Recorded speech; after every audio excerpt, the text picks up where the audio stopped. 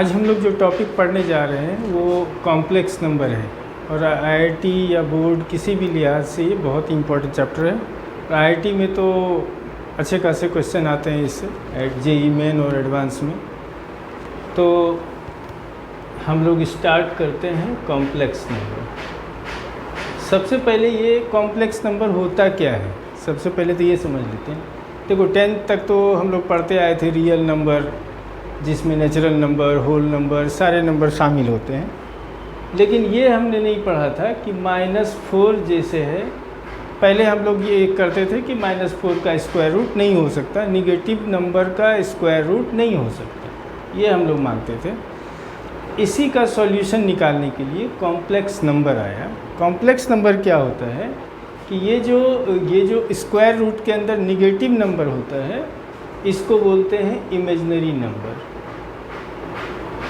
Imaginary number.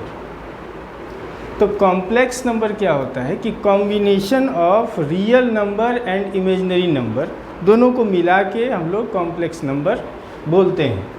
Complex number को indicate करते हैं Z से। तो complex number is indicated as Z। और Z क्या हो गया, Z equals x plus IY, ऐसे इंडिकेट करते हैं हम लोग। ये x क्या हो गया, रियल नंबर, और ये y, सिर्फ y क्या हो गया, इमेजिनरी नंबर। और इस इमेजिनरी नंबर को इंडिकेट करने के लिए I यूज़ करते हैं, जिसको बोलते हैं आयोटा। तो ये I जो हुआ इसको बोलते हैं आयोटा। तो इस I का वैल्यू क्या होता है, I जो होता है, I का वैल्यू होता है स्क्वायर रूट ऑफ -1 आयोटा। इससे आयोटा से भी रिलेटेड कुछ क्वेश्चन आते हैं। पहले आयोटा देख लेते हैं हम लोग। तो I जो हो गया स्क्वायर रूट ऑफ -1। तो अगर I स्क्वायर रूट ऑफ -1 है तो I स्क्वायर क्या होगा, I स्क्वायर, इसका square that is -1, I cube, I square into I, -1 into I that is -I, और I4, I स्क्वायर का होल स्क्वायर -1 का होल स्क्वायर दैट इज 1। ये चार ही है जो आयोटा में फंडामेंटल हैं, और इसके बाद तो जो भी है इसी से डेराइव होता है। जैसे मान लो कि I⁻67, तो हम लोग क्या करते हैं, 67 को 4 से डिवाइड कर लिया, क्योंकि I⁴ का वैल्यू 1 होता है। तो I⁴ 16 इंटू I³ तो ये हो गया 1⁻16, और I³ का वैल्यू हो गया -I, तो इसका वैल्यू हो गया -I। जो भी है इसी से हम लोग करेंगे। I⁻125, तो I⁴31 124, और I इसका वैल्यू 1, तो आंसर हो गया I। और डिनोमिनेटर में अगर I है तो भी इसी तरह करेंगे हम लोग। अगर डिनोमिनेटर में I है तो देखो इसको करते हैं पहले। अगर ये 1/I है तो हम लोग क्या करते हैं, डिनोमिनेटर में I4 बना लेते हैं, क्योंकि I⁴ का वैल्यू 1 होता है। तो I³ से मल्टीप्लाई करने पे डिनोमिनेटर I4 हो जाएगा। तो I into I³ into I³, तो I³ का वैल्यू -I, और I⁴ -I/1 that is -I। 1/I square, I square तो पता ही है हमें, -1 दैट इज -1। 1/I³, तो इसको भी डिनोमिनेटर I4 बना लेते हैं। तो I/I⁴, I/1 that is I, और 1/I⁴ 1/1 दैट इज 1। तो अब देखो कि इसमें भी जो बिगर नंबर अगर है 1/I⁻65, तो हम लोग क्या करेंगे, पहले 4 से डिवाइड करेंगे। तो कितना हो गया, I⁴ to the power 16 into I, ये 1 हो गया तो 1/i, 1/i का वैल्यू क्या था -i,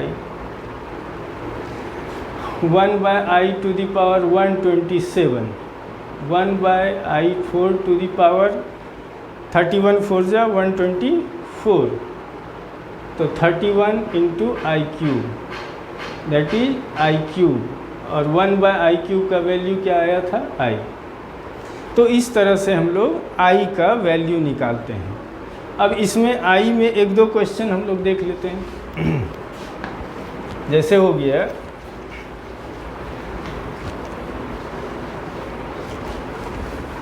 मान लो कि हम लोगों को कुछ सीक्वेंस टाइप का आ गया i में, तो i में एक चीज़ ध्यान रखना कि 1 + i + i² + i³, 1 + i² का वैल्यू -1 और i³ का -i, ये 0 होता है, ये ध्यान रखना है हम लोगों को।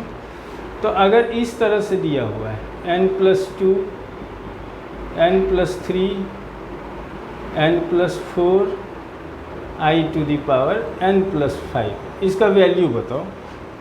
तो हम लोग क्या कर लेते हैं, i to the power n common ले लिया, i², i³, i4, i5, i to the power n, i² का वैल्यू -1, i³ का वैल्यू -i, i4 का 1, i4 का i, दैट इज 0। डायरेक्ट निकाल सकते हैं हम लोग इस तरह के क्वेश्चन। अगर देखो इस तरह का एक क्वेश्चन आ गया,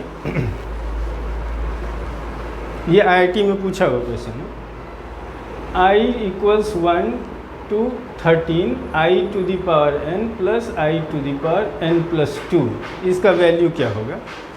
तो देखो इसको क्या बोलते हैं, समेशन।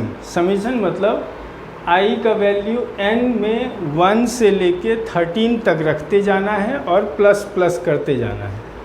जैसे इसको हम ऐसे लिख सकते हैं 1 to 13 i to the power n, i to the power 1 to 13 i to the power n+2। अब वैल्यू रखते चलो, 1 रखा तो i टू दी पावर 1, 2 रखा तो i², इस तरह से i टू दी पावर 13, फिर 1 रखा तो i to the power 2, i to the power 3 और i टू दी पावर 14, ये आ गया हमारा। अब देखो इसमें जैसे i कॉमन ले लिए, 1 + i + i² + i12, इसमें i² कॉमन ले लिए, 1 + i + i to the power 12, ये 12, ये हो गया। अब देखो ये हम लोग आगे अगर नहीं पढ़े हो तो आगे हम लोग जीपी पढ़ेंगे। जीपी में होता क्या है, common ratio second term by first term कितना है, i/1 i, third term by second term i² i।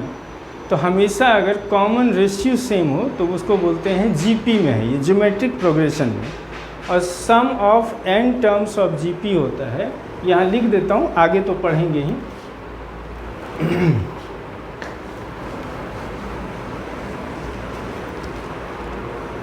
Some of n terms of GP A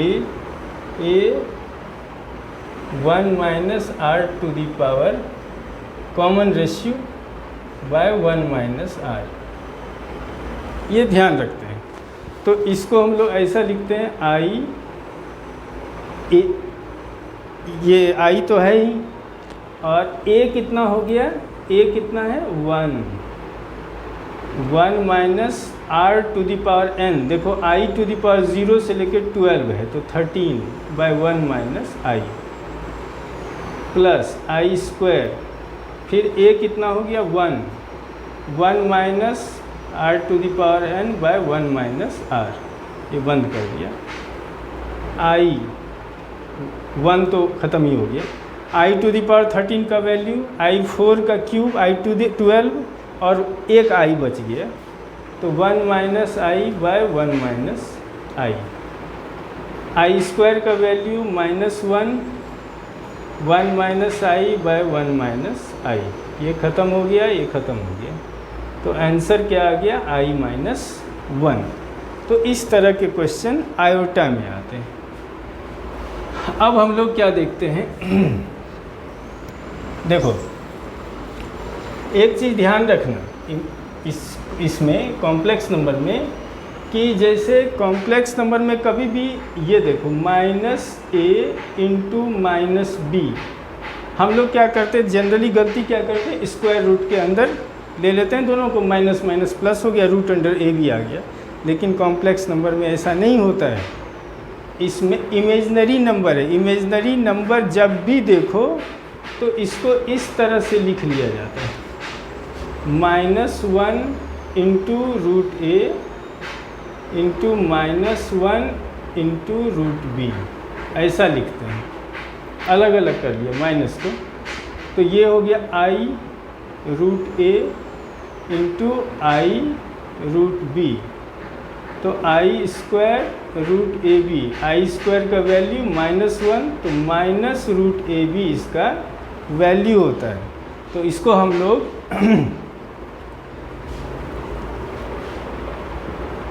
square root of negative, ये ऐसे सॉल्व करते हैं। अब देखो, अब जो कॉम्प्लेक्स नंबर में सबसे पहला चीज़ क्या है कि कोई भी कॉम्प्लेक्स नंबर को हम लोग a plus I B form में लिखते हैं, a plus I B form में। तो इसको कैसे लिखते हैं कॉम्प्लेक्स नंबर में?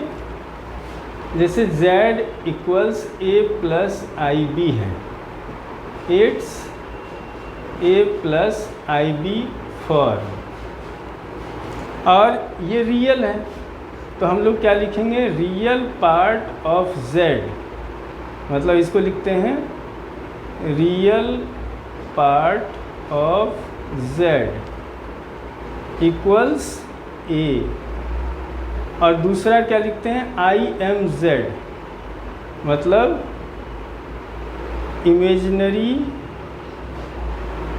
Part of z, complex number.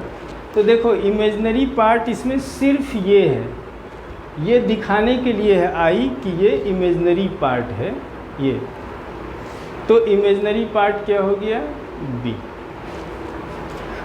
अब देखो एक चीज़ दिमाग में हमेशा बिठा लेना है कि डिनोमिनेटर कभी भी कॉम्प्लेक्स नंबर नहीं होता है।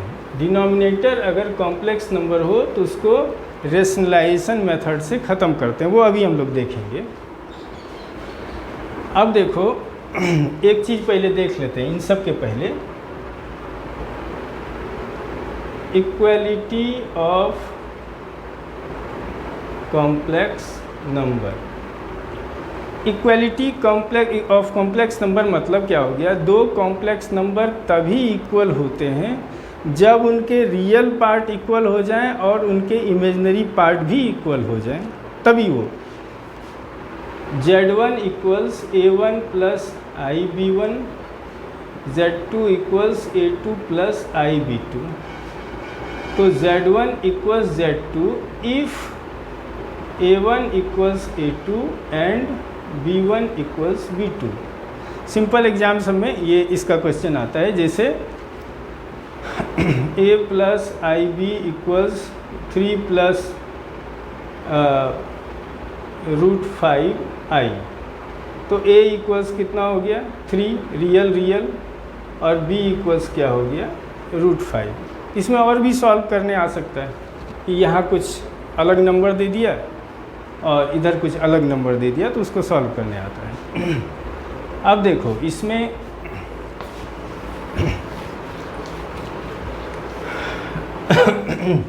हम लोग एक चीज़ देखते हैं, जो एडिशन, सब्ट्रैक्शन, मल्टीप्लिकेशन और डिवीज़न, इसमें सिर्फ मल्टीप्लिकेशन में थोड़ा बहुत दिमाग लगता है कि z1 जैसे है a1 प्लस आई b1 और Z2 है A2 प्लस IB2, तो Z1 प्लस Z2 क्या हो जाएगा, A1 प्लस IB1 और A2 plus IB2।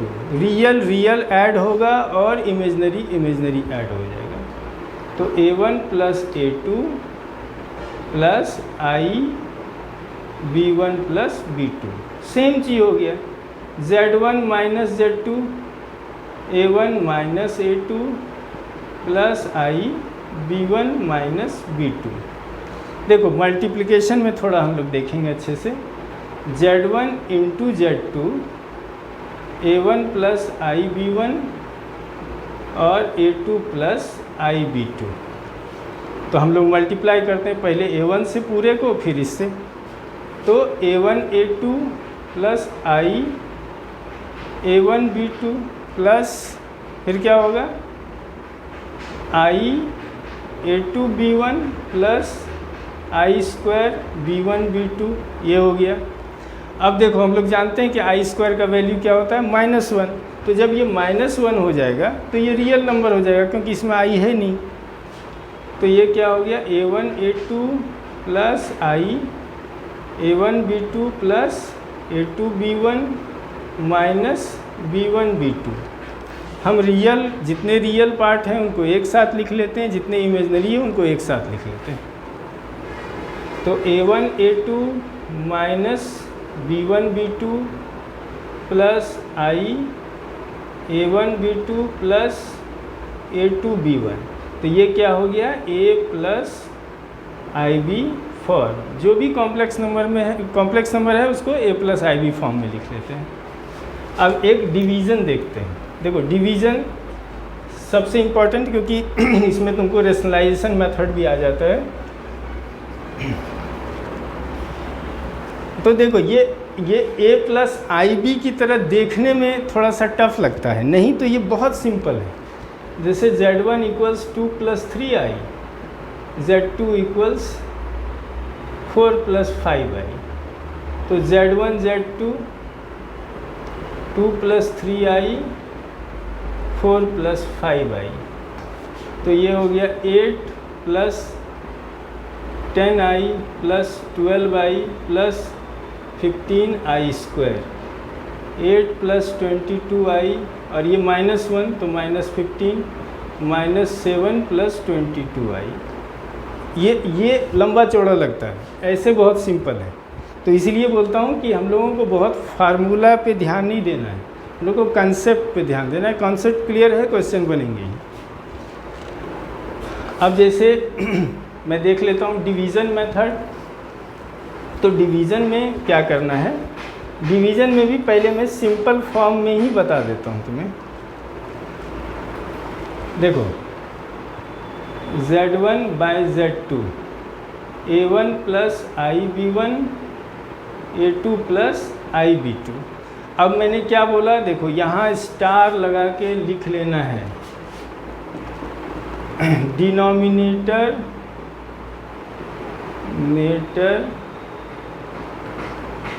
Can not be complex number.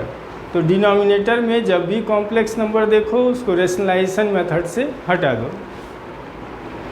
A1 plus IB1 A2 plus IB2 A2 minus IB2 A2 minus IB2। तो A1 A2 minus A1 B2 plus A2 B1 minus I square B1 B2। और ये देखो नीचे क्या है, A plus B into A minus B, A square minus B square, A2 square minus IB2 का square. तो A1 A2 plus A2 B1 minus A1 B2, और ये I स्क्वायर -1 तो plus B1 B2 by A2 square, और I square क्या -1 minus minus plus B2 square. Real part को अलग कर लेते हैं, इमेजिनरी पार्ट को अलग कर लेते हैं। तो a1 a2 plus b1 b2 by a2 square plus b2 square i a2 b1 minus a1 b2 by a2 square plus b2 square. ये हो गया a plus I B form. अब देखो ये भी लग रहा है कितना बड़ा, अब इसमें भी देख लेते हैं हम लोग। ये छोटा सा है, z1 bye z2, 2 plus 3i 4 plus 5i, rationalise किया 4 माइनस 5i, तो 8 minus 10i plus 12i minus 15i square, a plus B into A minus B, 4 square minus 5i का स्क्वायर, 8 प्लस 2i और ये i स्क्वायर माइनस 1, तो कितना हो गया 15, और ये 16 प्लस 25, तो कितना हो गया 23 by 41 plus 2i by 41, a plus I B form. तो देखो कितना सिंपल है, छोटा सा है। ये थोड़ा भयावह लगता है, ऐसे बहुत सिंपल है। देखो अब एक चीज़ सिर्फ इसमें ध्यान दे देते हैं। एडिशन में दो चीज़ होता है, एडिसिव आइडेंटिटी और एडिसिव इन्वर्स। एडिसिव आइडेंटिटी क्या होता है कि कॉम्प्लेक्स नंबर में ऐसा क्या जोड़ दें कि कॉम्प्लेक्स नंबर में कोई चेंज ना हो, तो वो जीरो है, तो जीरो को बोलते हैं एडिसिव आइडेंटिटी। तो जीरो को लेकिन कॉम्प्लेक्स फॉर्म में कैसे लिखेंगे, 0 प्लस आई जीरो। देखो adhesive identity z plus 0 equals z। ऐसा नंबर जिसको z में जोड़ने पे z में कोई फ़र्क ना पड़े उसको बोलते हैं adhesive identity. 0 that is 0 plus I zero is adhesive identity. Adhesive inverse क्या होता है, ऐसा z में क्या जोड़ दें कि रिजल्ट 0 हो जाए। तो z में देखो माइनस z जोड़ देंगे तो रिजल्ट 0 हो जाएगा, इसीलिए एडिसिव इन्वर्स क्या होता है z का, minus z। z plus minus z equal 0, तो minus z is additive inverse of z। मतलब क्या हो गया, if z equals x plus I Y minus z equals minus x minus I Y is additive inverse. अब देखो दो चीज़, multiplication में दो प्रिंसिपल है, मल्टीप्लिकेटिव आइडेंटिटी और मल्टीप्लिकेटिव इन्वर्स। तो मल्टीप्लिकेटिव आइडेंटिटी क्या हुआ, जैसे उसमें z में क्या जोड़ दें कि फ़र्क ना पड़े, इसी तरह z में किससे मल्टीप्लाई करें तो फ़र्क ना पड़े, तो 1 से। तो 1 को कॉम्प्लेक्स फॉर्म में कैसे लिखेंगे, 1 प्लस आई जीरो, क्योंकि 1 मतलब क्या, सिर्फ रियल नंबर, इमेजनरी नहीं है, तो 0 आई। तो z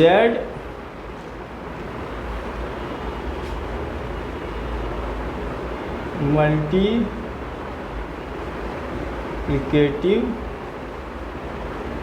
identity, z into 1 equals z, तो 1 that is 1 plus I zero is multiplicative identity.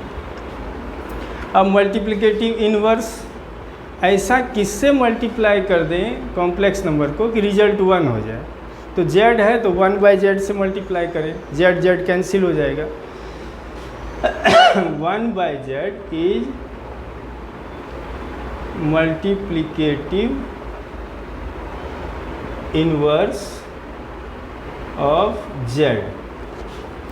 तो देखो एक ध्यान रखो, z अगर x प्लस आई वाई है तो 1 बाई जेड क्या हो गया, 1 by X plus I Y, और मैंने क्या बोला कि denominator can not be complex number, तो 1/x plus I Y into X minus I Y by X minus I Y.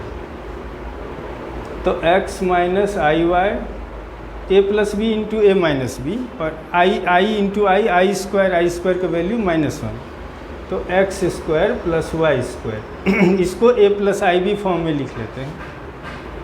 तो x by X square plus Y square plus minus I Y by X square plus Y square is multiplicative